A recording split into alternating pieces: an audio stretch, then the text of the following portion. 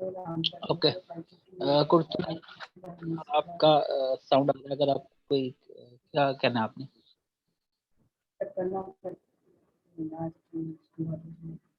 जी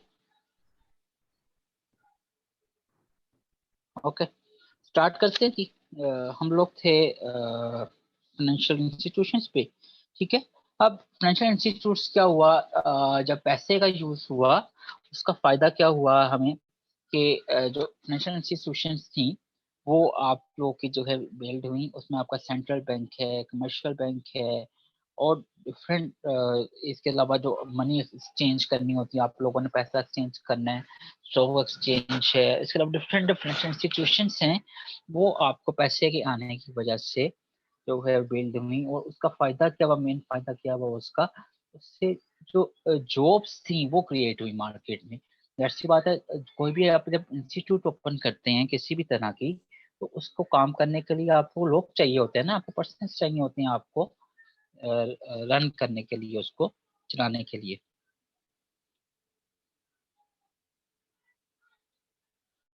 आवाज क्लियर नहीं आ रही। रोल नंबर 15 बाकियों का आ रही है? ओके ओके अच्छा, अब दैट सी बात है, जब पैसे का यूज है, आप लोग बाहर से ही पैसा भेजते हैं, तो उस पैसे को एक्सचेंज करने के लिए भी आपको कुछ इंस्टीट्यूशंस हैं हमारे पाकिस्तान में, वर्ल्ड वाइड, हर दुनिया में, हर जगह। तो ये सारा किस वजह से आ रहा है, जब आपका पैसा यूज में आया तो उससे क्या हुआ, उससे ना सिर्फ लोगों की जो नीड एंड वांट्स थी, वाटर सिस्टम में डिफिकल्टीज आती थी, पैसे आने से क्या हुआ, लोगों को रोजगार मिला, लोगों को जो है एक सोर्स ऑफ इनकम मिला, जिसकी बेस पे लोग जो है वो अपना जो घर है या अपने फैमिली को सपोर्ट कर सकते हैं। उसके बाद जो थर्ड चीज क्या हुई, जो मार्केट मैकेनिज्म जो है वो एक बिल्ड हुआ। मार्केट मैकेनिज्म से मुराद क्या है कि हम ये देखते हैं कि किसी भी चीज की मार्केट में कितनी वर्थ है, उसके मुताबिक जो है डिमांड एंड सप्लाई जो है वो उसका डिसाइड होता है। फॉर एग्जाम्पल अगर हम चिकन की बात करें, अगर तो शादियों का जब सीजन होता है तो वहां पे देखते हैं कि उस टाइम जाहिर सी बात है, आपका जो चिकन का रेट है वो आपका ज्यादा होता है, और चिकन की जो सप्लाई है वो उसके मुताबिक होती है, ज्यादा होती है। रीजन क्या होता है कि शादियों के सीजन में आपका चिकन ज्यादा यूज हो रहा होता है एज कम्पेयर टू लोकल आम दिनों के। तो इसी तरह जो मार्केट मैकेनिज्म जो है वो ऐसे के आने की वजह से क्या हुआ कि आप लोग का जो मार्केट के जो मैकेनिज्म्स हैं वो बिल्ड हुए। उससे पहले जब पैसा नहीं था, जब बार्टर सिस्टम था, बार्टर सिस्टम में तो पॉसिबल नहीं था ना ये ऐसा मैकेनिज्म बनाने की, क्योंकि वहां पर तो आपने कमोडिटी टू कमोडिटी एक दूसरे के साथ चीजें एक्सचेंज करनी होती थी।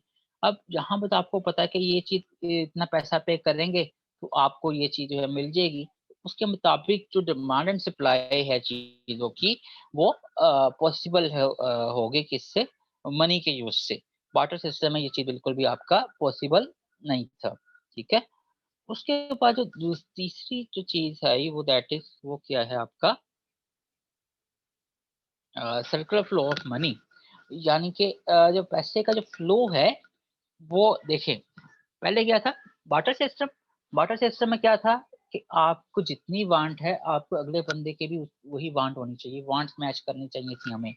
हमें अगर मुझे गंदम मेरे पास है तो मुझे चावल चाहिए, तो अगले बंदे के पास भी चावल होने चाहिए और उसको भी गंदम चाहिए होनी चाहिए थी। ये नहीं था कि उसको कपड़े चाहिए और मेरे पास गंदम है।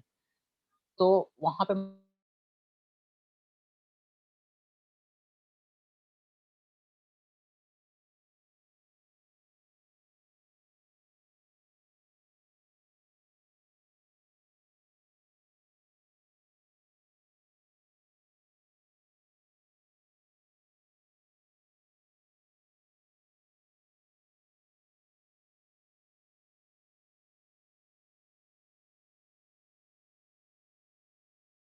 कट जाती।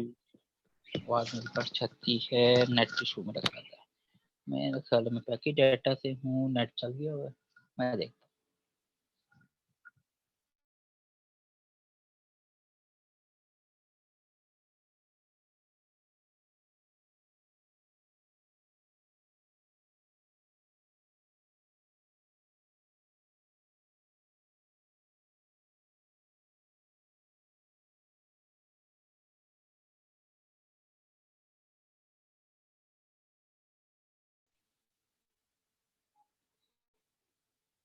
जी, अब आ रही है बात ठीक? जी सर क्लियर है। ओके, नेट का इशू तो पैकेट डाटा पे था पहले, ग्लाइड चली गई से पहले। ओके, अच्छा, सर्कुलर फ्लो ऑफ मनी की हम बात कर रहे थे। बार्टर सिस्टम में तो आपके पास उनके पैसा था ही नहीं, वहां पर तो आप लोग क्या कर रहे होते थे, वहां पर सर्कुलर फ्लो ऑफ मनी में आप लोग क्या कर रहे होते थे, वहां पर तो कमोडिटी बेस्ड चीजें होती थी ना। कमोडिटी में कि कोई प्रोडक्ट आपके पास होनी चाहिए होती थी। आपका गंदम आपके पास है, तो आपने गंदम की ये से कुछ लेना है, तो अगले बंदे से आपको पैसा नहीं मिलता था, बल्कि उसका मिलता था, कोई और कमोडिटी मिलती थी। आपको कोई चावल चाहिए, आपको चावल मिलते थे, या आपको कपास चाहिए तो कपास मिलती थी। तो वहां पे सर्कुलर फ्लो ऑफ मनी का कंसेप्ट नहीं था। अब यहाँ पे क्या होता है, यहाँ पे क्या होता है कि आप कहीं पे जॉब कर रहे हैं किसी इंडस्ट्री में, तो आप जब सर्व करते हैं, आप वहां पे जो काम करते हैं, उसके अगेंस्ट आपको क्या होता है, सैलरी मिलती है, यानी कि पैसा मिलता है। और फिर आप उस सैलरी को कहाँ पे यूज कर रहे हैं, मार्केट में। यानी कि आप जहां से आपने पैसा यूज किया और मार्केट में आपने परचेजिंग की, दोबारा पैसा कहाँ चला जाता है, सर्कल होके इंडस्ट्री के पास। यानी कि एक सर्कुलर फ्लो बना हुआ है, जहां से आप पहले आपको पैसा मिलता है, फिर उसका जब पैसे को मार्केट में यूज करते हैं, तो पैसा यूज होके कहाँ चला जाता है, दोबारा इंडस्ट्री के पास। ऐसे ही है, तो वही पैसा आपको काम करके कुछ अर्से बाद आपको किस फॉर्म में वापस मिल रहा होता है, सैलरी फॉर्म में। क्लियर हुई मेरी बात? मुश्किल तो नहीं है? नो सर क्लियर है। ओके, आगे चलते हैं।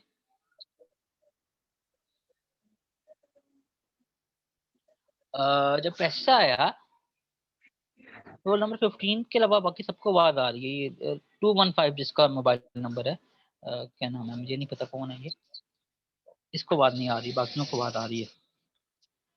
ओके,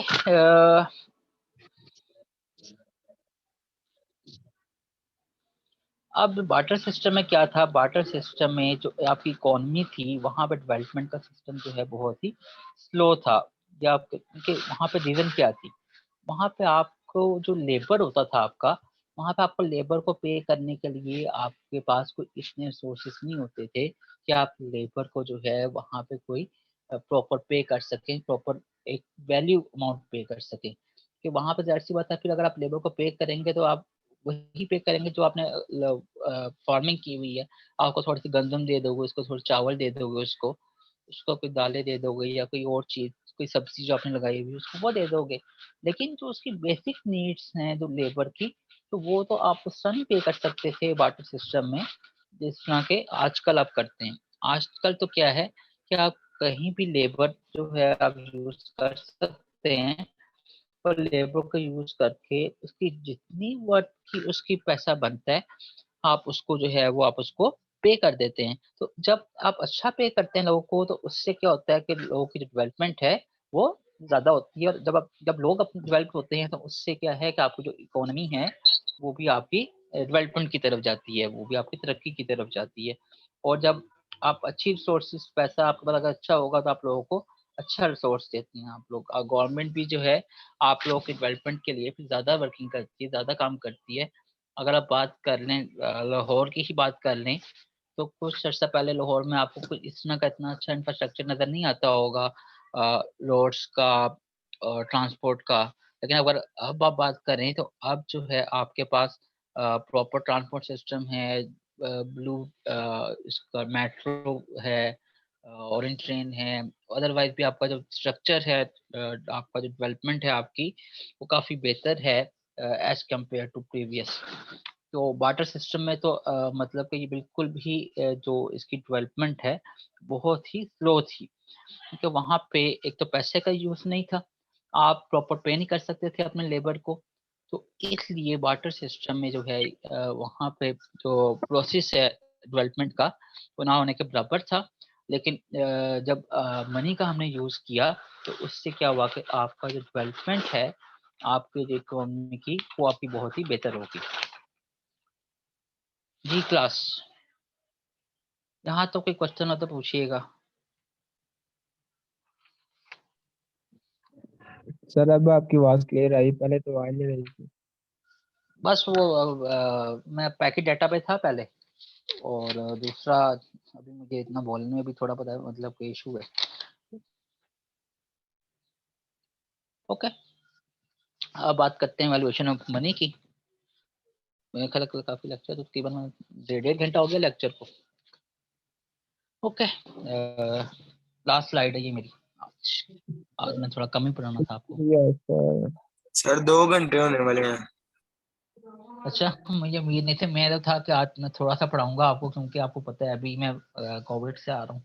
कोविड था चलिए मुझे ठीक है अभी। सर, आप रेस्ट करें फिर। सर वो पहला इंशाल्लाह सेमेस्टर नेक्स्ट भी क्लास। आपसे पढ़ना है इस वजह से। हाँ, क्या कह रहे हो? सर मैं कह रहा हूँ पहला ओके, सेमेस्टर भी आपसे पढ़ना है, इस वजह से आपको टाइम का पता नहीं लगता, आप ज्यादा पढ़ा देते हैं। अच्छा चलें, अच्छी बात है। चलें आगे चलते हैं, हम लोग बात कर लेते हैं अच्छा, अब हम बात करते हैं कि पैसा कैसे फॉर्म में आया। आप लोगों ने पहले पढ़ लिया कि पैसे से पहले क्या था, बार्टर सिस्टम था। और बार्टर सिस्टम से पहले क्या था, वहां बार्टर सिस्टम से पहले जब पैसे की भी इन्वॉल्वमेंट नहीं थी, तो बार्टर सिस्टम भी नहीं था, तो क्या था कि आप लोगों की अपनी जो थोड़ी सी जरूरियात होती थी उसके मुताबिक आप लोग फार्मिंग करते थे, और उसके मुताबिक आप लोग जो है अपनी जो वांट्स हैं वो आप लोग पूरी कर रहे होते थे। ऐसे ही फॉर एग्जाम्पल, अगर आपके पास 10 लोगों की फैमिली है, 10 लोगों के लिए आप लोग थोड़ी सी सब्जियां लगा लेते थे, थोड़ा सा आप गंदम लगा लेते थे, थोड़ा सा आप चावल लगा लेते थे, और थोड़ा सा आपने जानवर रखे होते थे दूध वगैरह के लिए। उसी से आपका घी भी बन रहा है, उसी से आपका दूध की भी चीज़ें पूरी हो रही हैं, और सब्जियां जो हैं वो आपने लगाई होती थी। तो वाटर सिस्टम से पहले ये सिस्टम चलता था, जब आपकी जो नीड्स थी वो बहुत ही लिमिटेड होती थी, आप सिर्फ अपनी फैमिली के लिए फार्मिंग करते थे, बाकी किसी के लिए फार्मिंग नहीं करते थे। फिर उसके बाद क्या हुआ, उसके बाद जो है वाटर सिस्टम आया। वाटर सिस्टम में जब आपने ये समझा कि जो हमारी नीड्स हैं वो इससे कुछ और ज़्यादा होनी चाहिए, मतलब कि नीड बढ़ी जब लोगों की, आपकी फैमिली बढ़ गई, 10 लोग से 10 से 20 हो गए, 20 से 30 हो गए।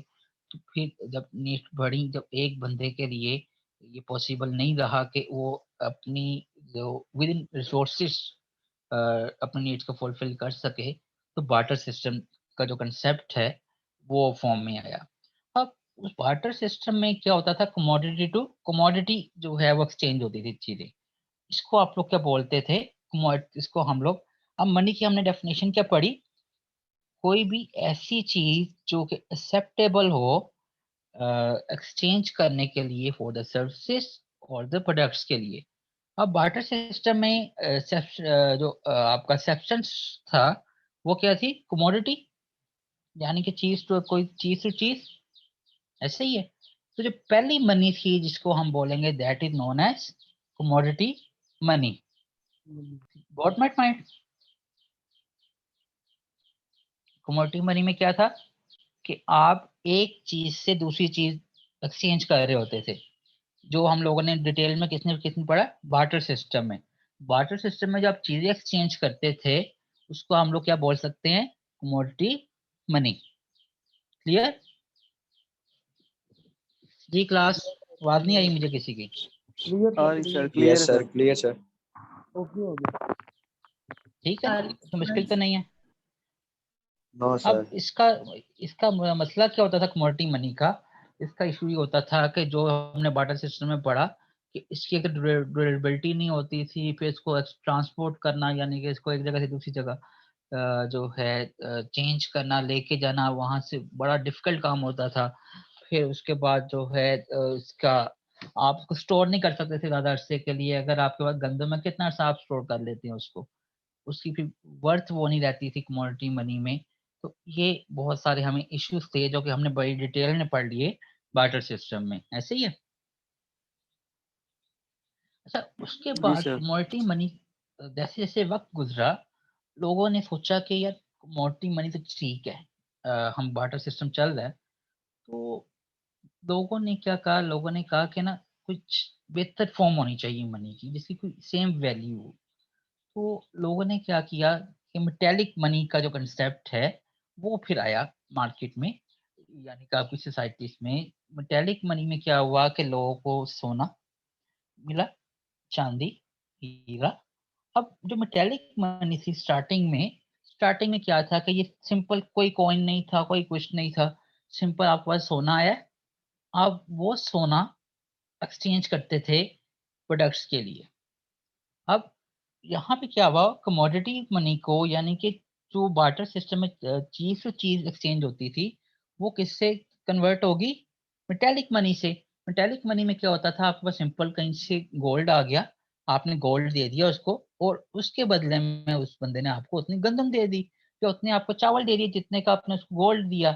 अब इसमें भी एक मेजर जो इशू आता था वो क्या, जो मेजर इशू ये आता था कि वहां पर भी आप लोगों को कि उसकी जो गोल्ड की वर्थ है वो भी अभी वहां पे मेजरेबल नहीं थी, सेम नहीं थी। हो सकता है कि आपके पास जो गोल्ड है, जो गोल्ड का जो मेटेलिक मनी थी आपके पास, वो ज्यादा होती उसकी वर्थ एज कम्पेयर टू जितने के आपने उससे चावल ले लिए, जितनी आपने उससे गंदम ले ली है।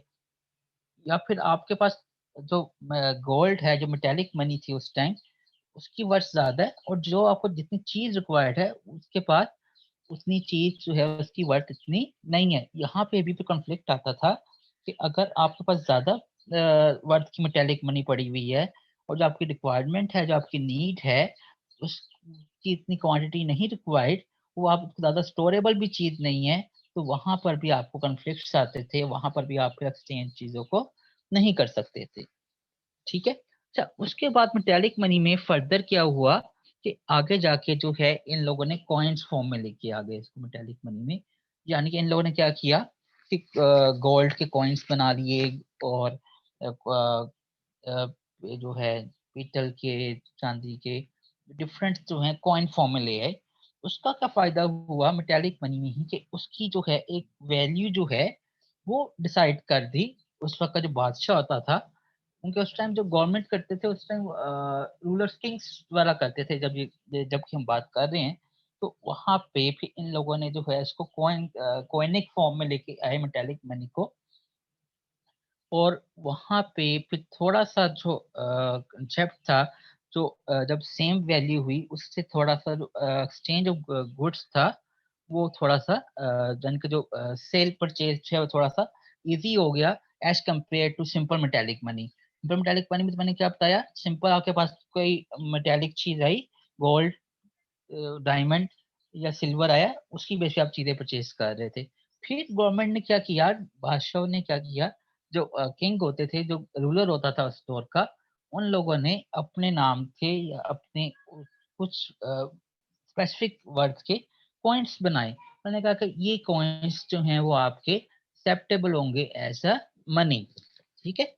अब जो मेटेलिक मनी थी उसका क्या था कि मेटेलिक मनी जो है अ, उसका भी आपको जो एक तो स्टोर करना बड़ा मुश्किल होता था। उसकी जो क्वांटिटी है, अभी भी आप सिक्के देखें अगर 1 रुपए 2 रुपए के, उनको जंग लग जाता है, ऐसे ही है, खराब हो जाते हैं सिक्के।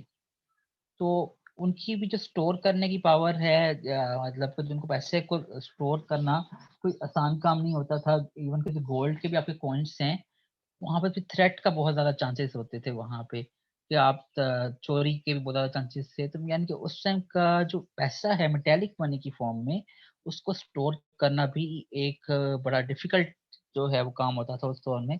पैसे को अपने पास सेव करना, स्टोर रखना, उस टाइम बैंकिंग सिस्टम भी नहीं था। तो ये जो है एक था कंसेप्ट। जी, आगे चलें। पेपर करेंसी आएगी उसके बाद, मेटेलिक मनी के बाद। पेपर करेंसी का मैं आपको कंसेप्ट बताता हूँ। पेपर करेंसी का कंसेप्ट क्या है असल में, जो आजकल की करेंसी है जिसे हम पेपर करेंसी बोलते हैं। कंसेप्ट ये था कि उन्होंने कहा कि ना, वैसे तो गोल्ड रखना, गोल्ड कॉइन रखना या सिल्वर कॉइन रखना बहुत ही मुश्किल काम है। तो इन्होंने क्या किया कि यूएस ने और यूके वाले ने ये किया कि इन्होंने कहा कि आप जो है ना, हम आपको रसीद दे दिया करेंगे गोल्ड की, तो आप उसकी बेस पे आप आगे जो है ट्रांजैक्शन कर लिया करें। फॉर एग्जांपल, यूएस वाले ने कहा कि बैंक के पास इतना जो गोल्ड है इसकी वैल्यू, फॉर एग्जांपल गोल्ड की वैल्यू उस टाइम 40 से 50 रुपए है, तो आपको एक रसीद दे देगा, उसके ऊपर लिखा होगा कि इस ये जो पेपर है इसकी जो वर्थ है वो कितनी है 40 रुपीज का गोल्ड। तो उस टाइम 1933 तक जो है 1914 और 1933 तक जो है ये चलता रहा कि 1914 तक 1914 तक जो है यानी कि जो पेपर करेंसी बेसिकली क्या होता था वो एक प्रॉमिस होता था बैंक की तरफ से कि बैंक आपको पे करेगा इसके अगेंस्ट जितना भी गोल्ड बनता है। और इवन के 1914 तक जो आपका करेंसी है पेपर करेंसी ये कन्वर्टेबल होती थी इसमें गोल्ड में और लोग इसको कन्वर्ट करवाते थे गोल्ड में। फॉर एग्जांपल एक करेंसी पर लिखा हुआ है तो इसकी जो वर्थ है वो कोई $80 है या फिर 80 रुपीज है तो आप बैंक से जाके वो जो गोल्ड है उसकी उतने आप गोल्ड ले सकते थे। अब असल में उस दौर में गोल्ड की और ये जो पैसा है इसकी वैल्यू सेम थी। अब तो आपको जो 1 तोला गोल्ड है वो तकरीबन लाख समथिंग ऊपर है। उस टाइम ये चीज नहीं थी। उस टाइम जितना उस पर लिखा हुआ है वर्थ कि 80 रुपीज है तो बैंक के पास 80 रुपीज का गोल्ड रिजर्व में पड़ा होता था। बैंक जो है वो पेबल होता था कि आपने इतना गोल्ड जो है वो इसको पे करना है। अच्छा अभी भी एक चीज आप नोट कीजिएगा अगर आपका वॉलेट है तो वॉलेट के ऊपर एक चीज लिखी होती है पैसे के ऊपर। अगर पैसा निकालें तो कोई नोट कोई उसके ऊपर एक चीज लिखी होती है। हाँ जी इसके ऊपर लिखा हुआ है हामिल हदा को मुतालबा पर अदा करेगा। लिखा हुआ है पढ़ा किसी ने कभी? जी जी सर क्लास। लिखा हुआ है। यस सर पूरा। हामिल हजार को मुतालबा पर अदा करेगा हुकूमत पाकिस्तान की बेसिकली ये जमानत क्या से लिखा जारी हुआ की। है ये वो लिखा हुआ है जो कि 1914 में एक कंसेप्ट था कि इतनी वर्थ का गोल्ड पड़ा हुआ है बैंक के पास। और 1914 से पहले पहले लोग जो है इसको कन्वर्ट करवाते थे गोल्ड में। यानी कि वो क्योंकि एक किस्म का प्रोमिस होता था ना नोट जी जो नोट है आपके पास ये कैश फॉर्म में है ये असल में प्रोमिस होता था गवर्नमेंट की तरफ से या बैंक की तरफ से कि आप गोल्ड को कैरी ना करें। आप जो बल्कि कैरी करने की बजाय उस कॉइन को गोल्ड को आप उससे वो एक नोट ले लें जिसके ऊपर लिखा हो कि इतना जो पैसा है वो आपको बैरियर को पे करना जब वो उससे मांगेगा। लेकिन 1933 के बाद इस चीज की कोई वर्थ नहीं रही।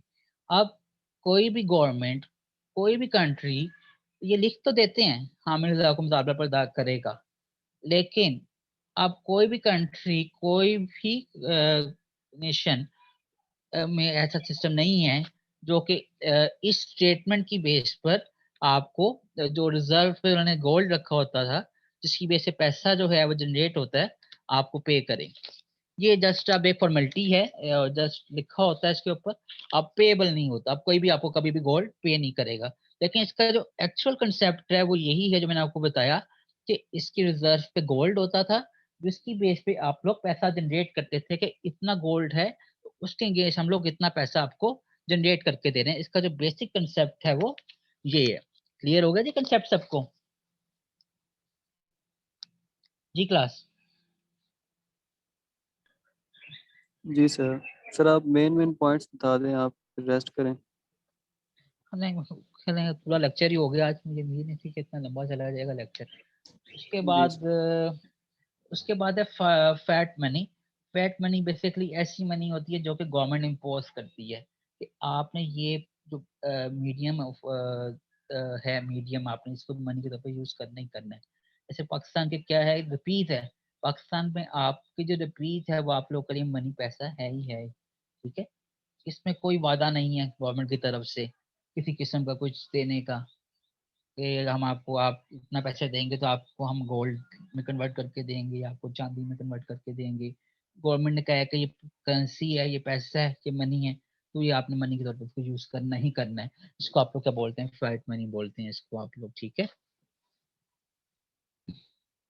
अच्छा उसके बाद बात आ जाती है क्रेडिट मनी की। अब क्रेडिट मनी में क्या है? अब पैसा तो आ गया करेंसी भी आ गई। क्लियर हो गया सबको? अब उसके बाद कंसेप्ट आया क्रेडिट मनी का जिसमें आपके जो चेक्स हैं वो आए आपके।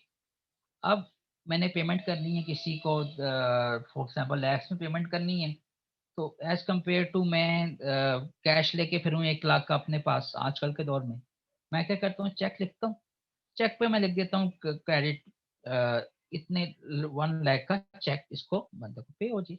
अब जब तक वो चेक बैंक में प्रेजेंट नहीं हुआ, वो क्या है, अभी तक उसका पैसा पे तो नहीं हुआ ना, तो वो यानी कि पैसा फिजिकली फॉर्म में पे नहीं हुआ उसको, लेकिन मेरी पेमेंट तो हो गई।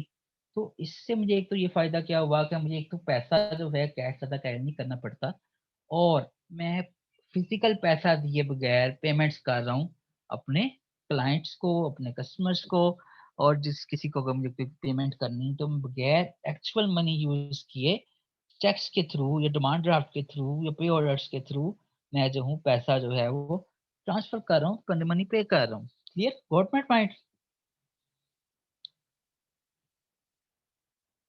जी क्लास,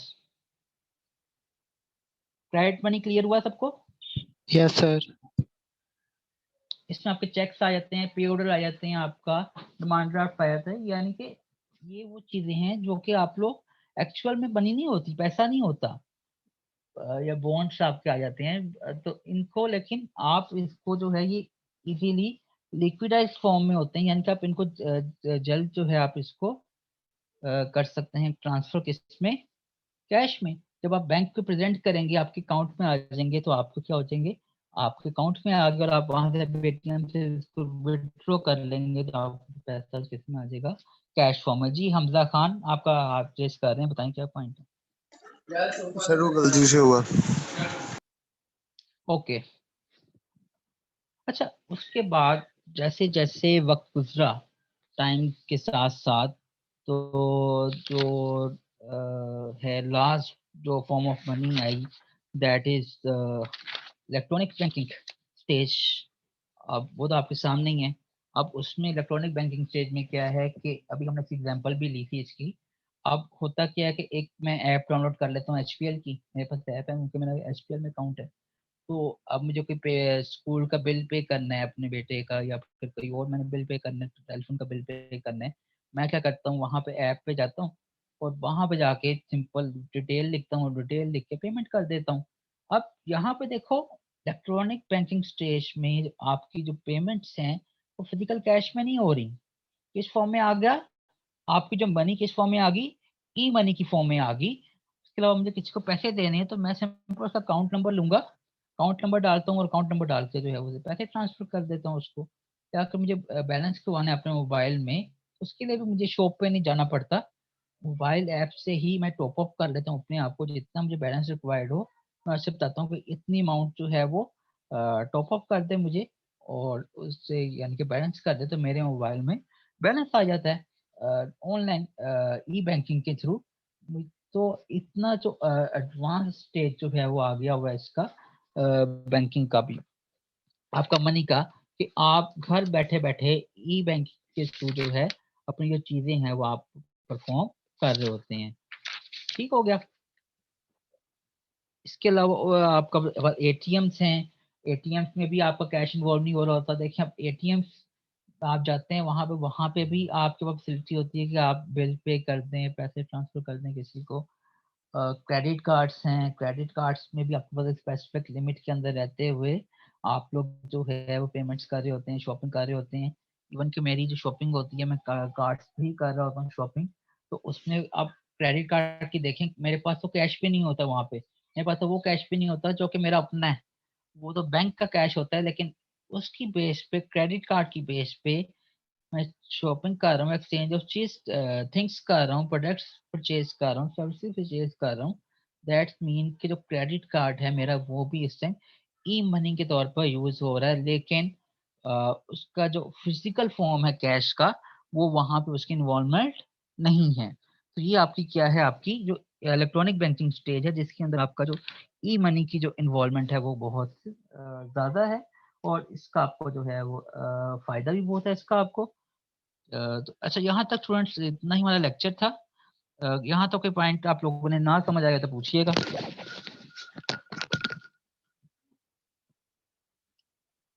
जी क्लास, जी सर जी ठीक है क्लियर हो गया सर। सर। किसी का, जी कोई क्वेश्चन किसी का?